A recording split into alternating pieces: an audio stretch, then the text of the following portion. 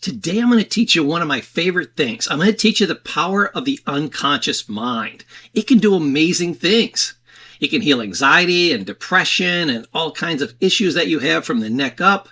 It can solve issues that you have from the neck down, healing all kinds of disorders. It can also help you to tap into your unconscious mind where you have all the answers. So it can be a resource for you, almost like Google for the brain, to help you have better relationships, better ideas, insights, better career, better processing, better health, better finances. It can help you in virtually every area of your life. Now people say, oh, unconscious mind, that's frou-frou spiritual stuff. Absolutely, positively not. I'm going to teach you exactly how, scientifically and to your own belief, that this actually works. Because it does. There's a science to it. And we're going to teach you that. Let's jump right in. The unconscious mind was literally the hard drive, the master component of creating your entire body. Everything you see, down to the cellular level. If it was not actually created by the unconscious mind, it was driven by the unconscious mind. Because some things, yeah, they happen at a cellular level. Like your conscious mind doesn't go out there and says, produce 40 million blood cells per second. It can't work that fast, but it can say, produce 40 million blood cells per second. I'm not going to be in charge of it. The cells themselves will have to do this, but I'll be directing the action. And that's what the unconscious mind does all the time. Every cell in your body was created by or directed by the unconscious mind. And your unconscious mind has a perfect memory of everything that has ever happened to you and everything that you've ever seen. Some people have what they call eidetic memory, where you may have heard of it as photographic memory. But eidetic memory is beyond photographic memory, where, I read something in a book and then I read it back to you. Oh, no. They can remember every single object in the room. I could say, remember back on July 4th, 1990, and you walked into my house and you said, wow, the place looks fantastic. And then we went in the kitchen and we had a cup of coffee. Now, go back to the living room and tell me what was on the third shelf, 4 books over. What was the title of that book? They can probably tell you, like they were in the room and could just walk up and look at that thing, because that's how good their memory is. So you have this huge store of information that you're not able to tap into, but, well, with your conscious mind you can't, but with your subconscious mind, yeah, it's all sitting there like a library. And when you make a request of your subconscious mind, if you do it and you do it well, like I'm going to train you here in the video, so stay through to the end, these things will float up and bubble up and come into your conscious mind. So we're going to borrow things from the subconscious mind and put them into the conscious mind.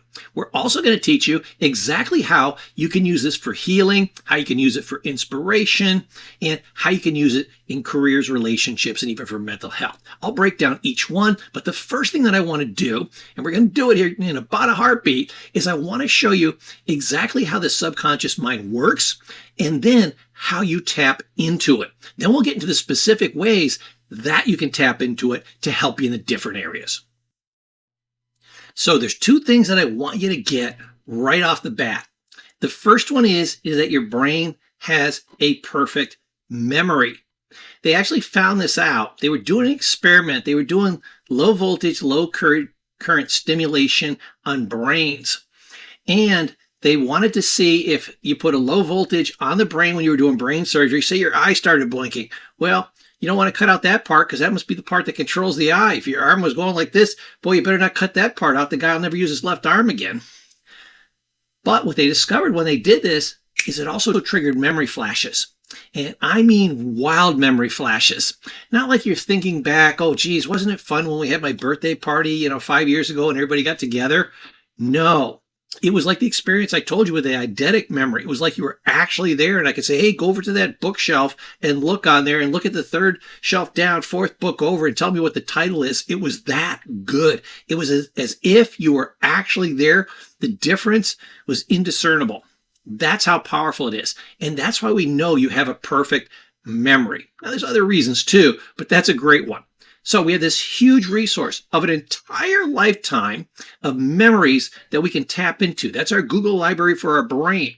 So whenever we need a plan, we need an idea, we need a suggestion, we need to have an answer to some problem in our life, we can simply put a request into our subconscious mind. And if we do it the right way, it'll bubble up to the top and you will have a moment of inspiration. Now, you're not going to have a perfect memory, but you'll get the right idea to take the right action. That's a beautiful thing. Imagine how many different areas of your life you can do that in. Now, the second thing, we know that the unconscious brain controls about 90% of the body. We talked about this earlier. It either produces things or it tells the body to produce things and to fix things and to heal things. So we know that this works. So what we have to do is we have to simply direct it. I'm going to teach you specifically how to do that to get the healing results that you need. Let's look at that right now. I'm excited to share with you my greatest invention. It's my Life Transformation Academy. It's my membership site. I've got all my best trainings there, and I'm going to make you healthy, wealthy, and wise. We're going to hit the 3 main areas of life. We're going to teach you how to be healthy and fit and actually do reverse aging, age you back 5, 10, 15, even 20 years in some areas. We're going to teach you how to be wealthy, how to make money, save money, invest money, boost your career, everything you ever needed to have money in the bank so you don't have too much month at the end of the money. Then I'm going to teach you how to be wise, teach you all the psychology, all the different tools and tricks and techniques to how to be motivated, how to motivate other people, how to boost your career, how to get rid of anxiety and depression and almost any mental disorder you can think of, how to have more joy and presence in your life, how to have better relationships, how to be a better friend, parent, brother, sister, friend, how to have a life second to none. And you're going to get full access to me, and I'm constantly putting new content in there. If you're excited about it, look at the link above and look at the link in the description below, and I'll see you there. So to trigger both of these mechanisms, whether it's gaining an insight, some knowledge that you got stored away in your mind, hidden in your subconscious, or to create healing, we have to go through specific processes. So the first thing you need to realize is that your subconscious or unconscious mind is basically a dumb goal-seeking mechanism. You give it a target, you direct it, and it says, yes, sir, yes, ma'am, I will get right on that. So I'm going to teach you specific ways to do that. Let's break it down one by one, and then when you string them together, they'll work perfectly. So to tap into the subconscious or unconscious mind, you've got to calm your mind down. You've got to get into what's called theta or theta waves. Basically, you want to be with theta waves. Here's why. The delta waves versus the theta waves are too deep. By the time you're in delta, you're already asleep. But if you can get somewhere deep in the theta or right on the edge of delta where you're just about to fall asleep, you ever had that experience where you're kind of falling off and you go, no, I was just resting my eyes? That's the perfect place to get to. People in meditative states are getting deep into theta or they're getting on the edge of delta. That's why sometimes you fall asleep in meditation. They say, don't worry, Paul, it's okay. You just meditated too deep. Now you got to learn how to skirt that edge without going over it. That's okay. That's how you find out where the edge is. So that's what I want you to do. Anytime you relax your mind, you're getting closer and closer and closer to the subconscious or unconscious mind. You are able to tap into more and more of it. It can hear you better, it listens better, and you become more powerful. So the first thing that you need to do, bar none, is to get into that state. Meditation is a great way to learn this, but any form of relaxation, anytime that you're naturally in this state, right before you fall asleep, you could program your brain, and I'll teach you how to do the programming next. Or when you first wake up in the morning, you're still kind of, oh gosh, I need my coffee, I'm not fully awake yet. Hear the words, I'm not fully awake yet. Perfect time to dig into the subconscious or unconscious mind. You're in the right state. So stay in that relaxed state and then start putting the commands, the way that we're going to teach you how to do it, into your subconscious mind. So step one, and very important, was getting the mind into the proper state to be receptive. The second thing is to feed it what it needs to know what to do. Remember, it's a dumb goal-seeking mechanism. It will do what you tell it to do. But here's what you have to do. You got to tell it what to do. So a picture is worth 1,000 words. So one of the powerful things you can do is to have a powerful image of what you want to have happen in your mind and project that. Don't say blah, blah, blah, blah, blah, blah, blah, blah, blah. You can, but that's kind of weak. I want this, that, and the other thing, like a wish list, like you're rubbing a lamp and asking a genie. Yeah, you can do that. But to imagine the thing that you want, you say, hey, I'd like to earn $1 million. Great. But you should be picturing $1 million and why you want $1 million and how you would feel when you had $1 million. So you picture it, you feel it, you internalize it, you make it big and bright and strong in your mind. Now, say you had broken a bone, like I broke a couple of bones. I forget which hand it was. I think it was this hand. I went halfway through it with a steel I-beam. So if I had a broken bone in my hand, what I would imagine is just an image of any little story you want to tell yourself that tells the body what to do. I used to do it as seeing like construction workers going through with wheelbarrows full of little calcium tablets and putting that into the bone. And then, other ones would kind of tap it in with a hammer and other ones would sand it down, or put a fluid on it to kind of cement it in there. And I was telling my bones, heal, heal, heal. Take the calcium from wherever you need to in the body and put it where this bone is broken and pay attention. I want you focusing on this. I want you working on this around the clock to speed up the healing.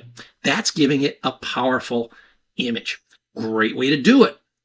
So anytime you're looking to heal something or to fix something, the imagery is huge. Also, like I said, you want to make $1 million.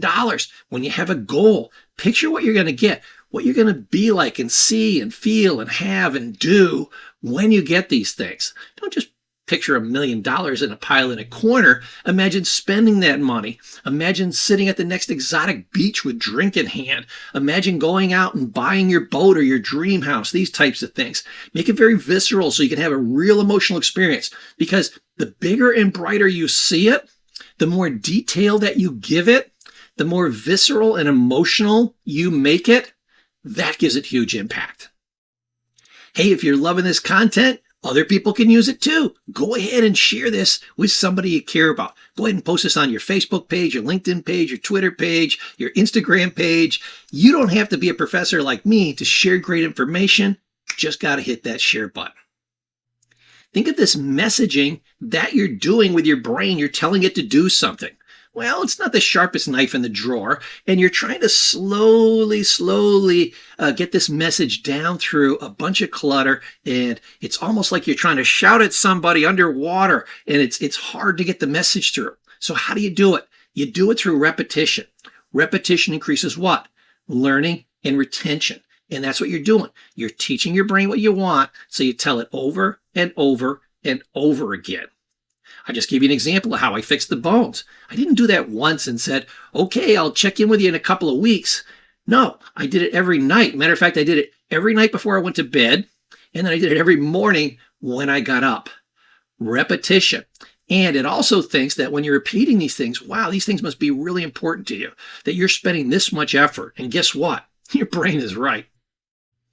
Now, you got to do all things with feeling. The more intensely you can feel the thing and emotionalize it, get excited about it, have the experience of having this thing, doing this thing, being this thing, becoming this thing, having this result, it's going to make it much more powerful.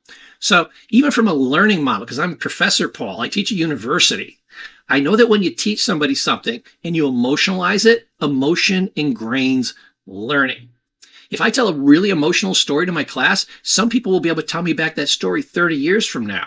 But imagine all the things that I jumped up around that they, weren't really particularly emotionally moved by in the field of psychology. They probably don't remember hardly any of that stuff, but they remember the one emotional story because it drives it into the brain. So emotionalize everything that you want, need, or desire, or are trying to fix as much as humanly possible. Now, don't be a doubting Thomas. If you don't have absolute faith that this is going to work, if you go, yeah, that'll kind of probably sort of work, but in the back of your mind, you're going, BS, I don't think this stuff works. This is too frou-frou. This is mystical stuff. Bunch of rubbish. I'm going to give it a half an effort, but it probably won't work. If you say to your brain, because you have doubt, that this probably won't work, that's the key phrase for all doubts, right? This probably won't work. I don't think this will work. Your brain says, yes, sir, yes, ma'am. If you don't think it's going to work, then I don't think it's going to work, and I will make you right. Remember I said your brain is a dumb goal-seeking mechanism? It always wants to make you right. Now, when you're being negative, you're letting all these negative thoughts or doubts come in. It'll make you write about those by wiping out all your gains and destroying the whole thing. So, massive expectation that the thing is going to work and remove all doubt. Perfect formula.